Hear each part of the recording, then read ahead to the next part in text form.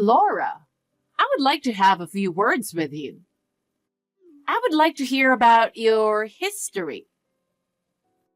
Hi, Mary. What kind of things do you want to know?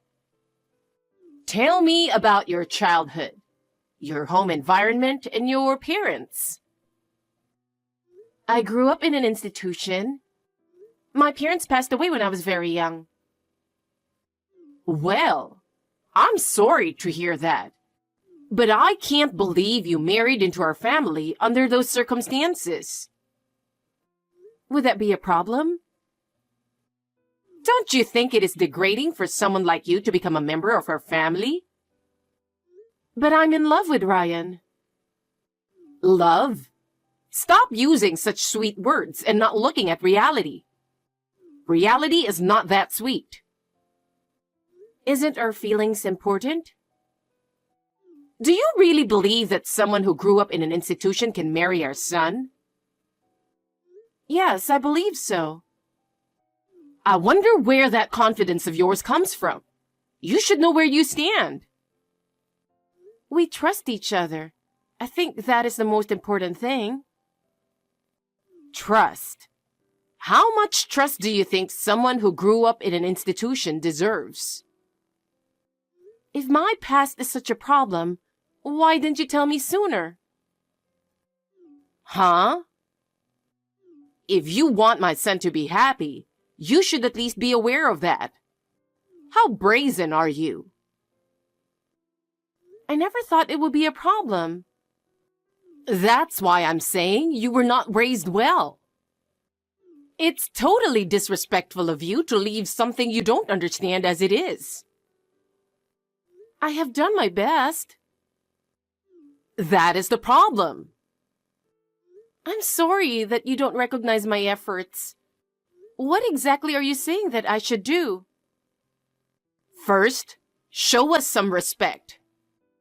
Then, understand who you are and be modest. Understood. I will make more effort from now on. Maybe it's too late for that. What do you mean?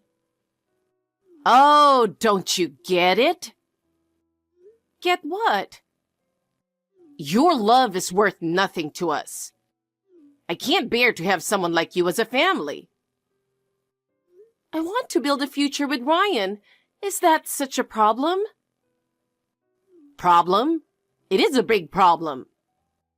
How much shame would it bring to us to have someone like you in our family? I just want to be happy with Ryan. You are being naive. Look at the reality. You grew up in an institution and we are upper class. You can't make up the difference. Still, we will try. That is the power of love. Your efforts are meaningless. We are not going to accept you. Do what you want, but it won't change the fact. Oh my. Hi, Laura. I warned you so clearly when the marriage proposal came up. Why didn't you listen to me? You wasted my kindness. Excuse me? This is why people who grew up in institutions are not worth it. I don't understand. On behalf of the groom's family, I would like to say something. We believe that accepting you is going to degrade our family. I want you to break off this engagement. Therefore, your marriage to Ryan will be canceled. What? Why are you saying this all of a sudden? It's not sudden. I told you about it already, didn't I? You remember we exchanged texts when you first came to our house? Yes, of course. But I can't believe that you would call off an engagement on a wedding day. What on earth is the problem? It's because we decided that it would be a disgrace to our family's dignity for you to marry our son. Me? Disgrace to your family's dignity? I guess those who are educated only at the bottom of the social ladder don't understand, unless I make myself clear. You, who grew up in an institution, lives in a different world from those of us from the upper class. That's why we decided to break up the marriage. That's what I'm trying to say. Do you understand? And Ryan thinks the same way. Today is the day of the wedding, you know? I didn't hide my background from you. I don't understand why you're saying such a thing on the wedding day. I hate that kind of rebellious attitude too, because it clearly shows how bad you were brought up. We were waiting for your apology, you know? Apology? You should have apologized to us by the day before the wedding.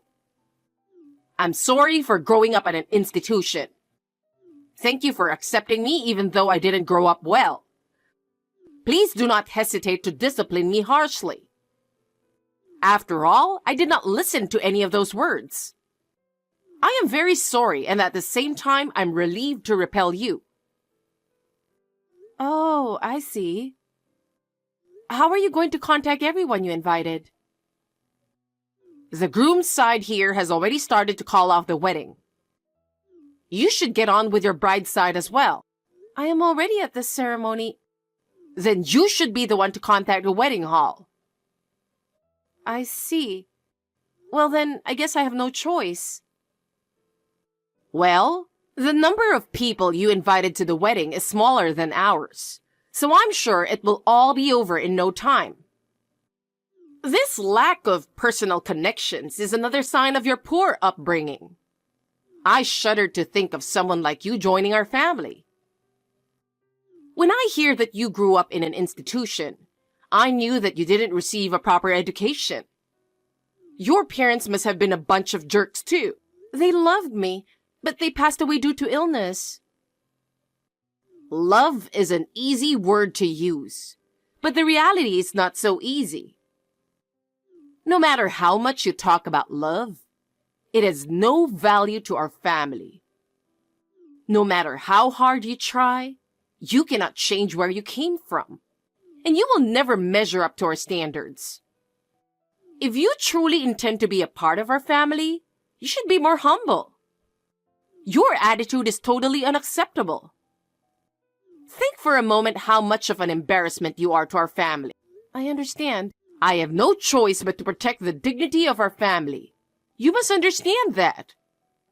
This bad upbringing will not go away easily, no matter how hard you try. Not only the way you look and the way you speak, but the way you think itself is different from ours. This is why you are not qualified to be our family. All I wanted was to be happy with Ryan. Your happiness becomes our family's unhappiness. How much trouble will it cause for someone like you to be a part of our family? You are so badly brought up that you can't even understand that. No matter how hard you try, this will never change. We are not going to accept you. Is that all you have to say? Yes, it is. We don't accept you. I'm formally calling off the engagement.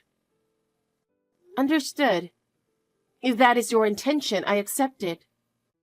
But please, let me speak to Ryan directly. It's useless. He has no choice but to follow my decision. Still, I want to talk to him. Do as you please, but it won't change the outcome. Hey, Jason, are you reading this? Did you already arrive at the venue? I really wanted to see you and talk in person. The wedding is canceled. Hey, Laura. I just got a call from the president, who was invited on the groom's side. I thought I'd ask him what the heck was going on. Ryan's mother said that since I grew up in an institution, she doesn't want me to marry Ryan.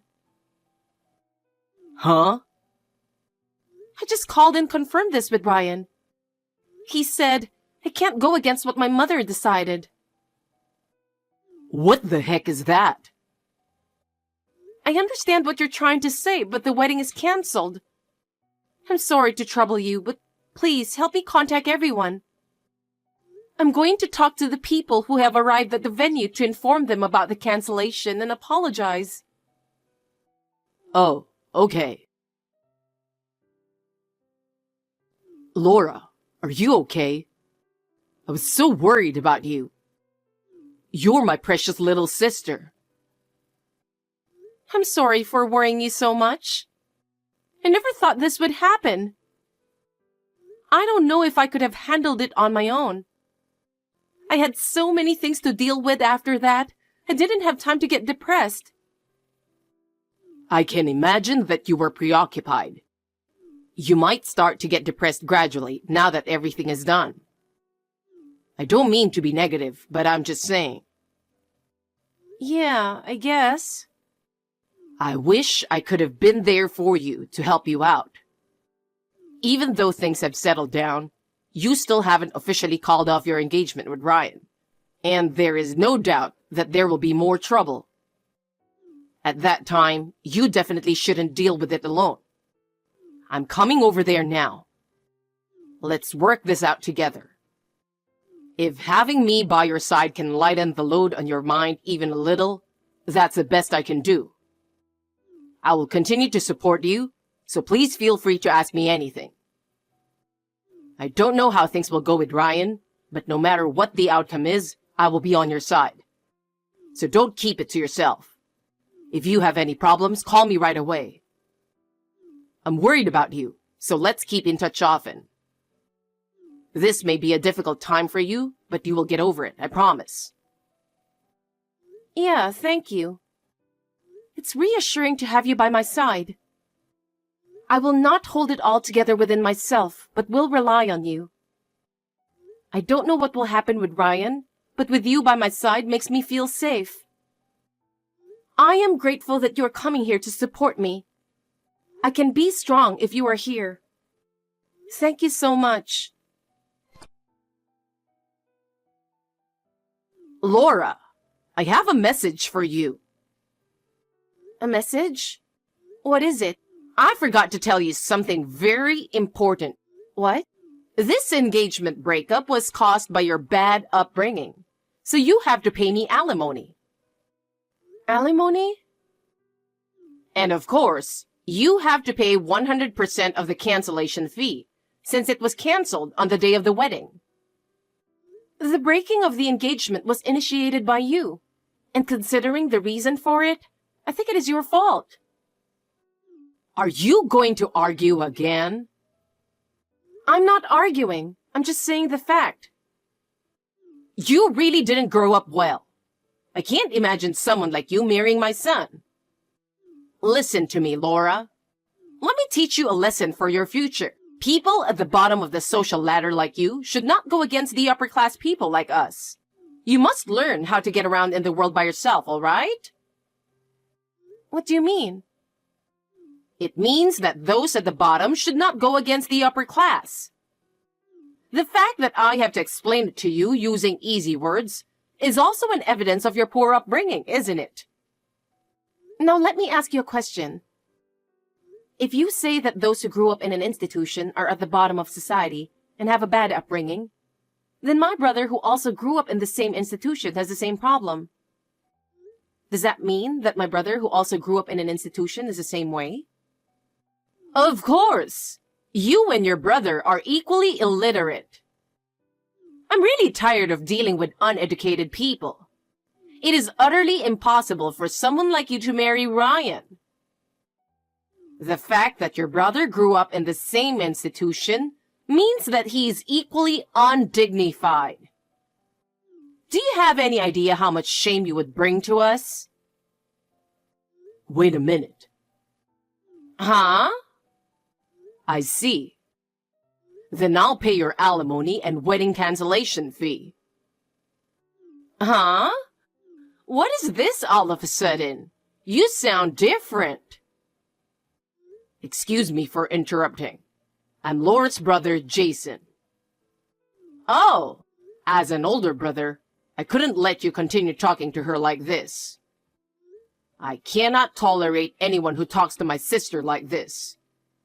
As her only relative, I would like to intervene. Even if the elder brother were to intervene, it would not change anything. After all, you're the only relative of Laura's, but you're so rude for not meeting my family and myself, aren't you? I really can't believe it. We can't welcome you with such an insane attitude. I told you that I was on an overseas assignment at the time. Of course, I would have returned home if necessary.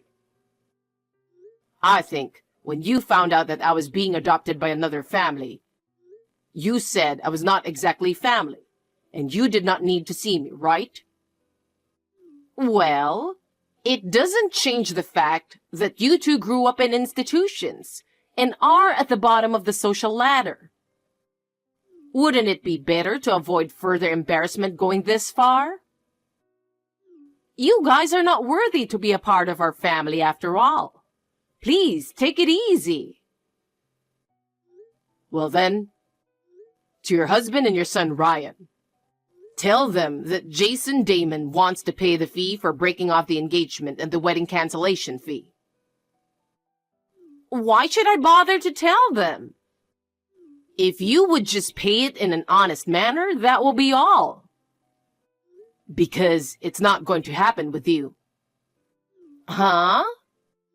Anyway, you will understand if you tell them. Please understand that from this point on, I will be the one who's talking. I am sure your husband and son will understand how rude you are. I hope that my intervention will help us to have a decent conversation.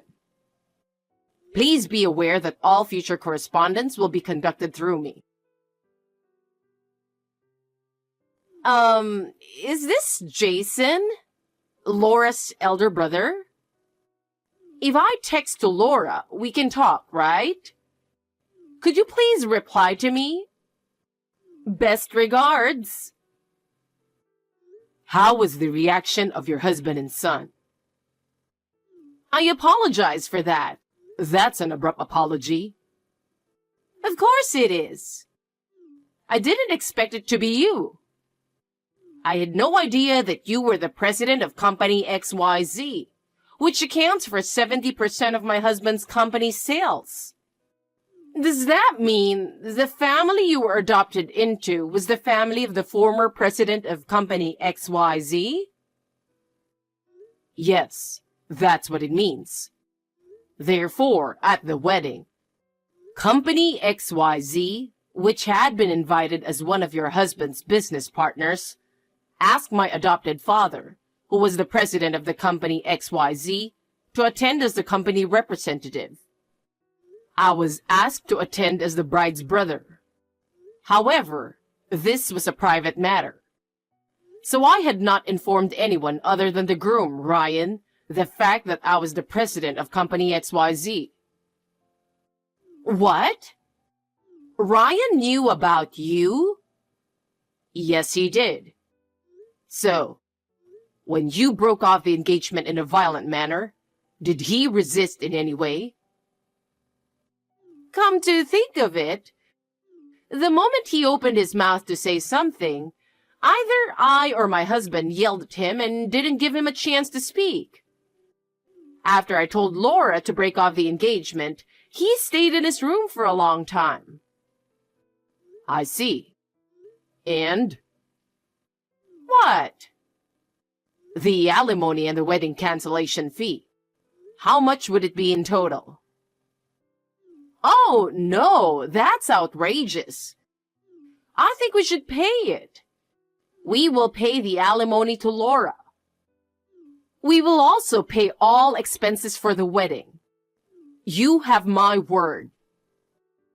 I understand. I will have my lawyer visit you at a later date and entrust him with the details of the breakup of the engagement. From now on, please communicate with us through that lawyer. Yes. Please be advised that we will also ask you to delete Laura's contact information. Understood. I am truly sorry. I'm sorry to say it is all our fault. We will make sure that this will not happen again. It is for the best. For my sister's sake, I don't want any more trouble. It would be helpful if you could respond promptly when your lawyer contacts you.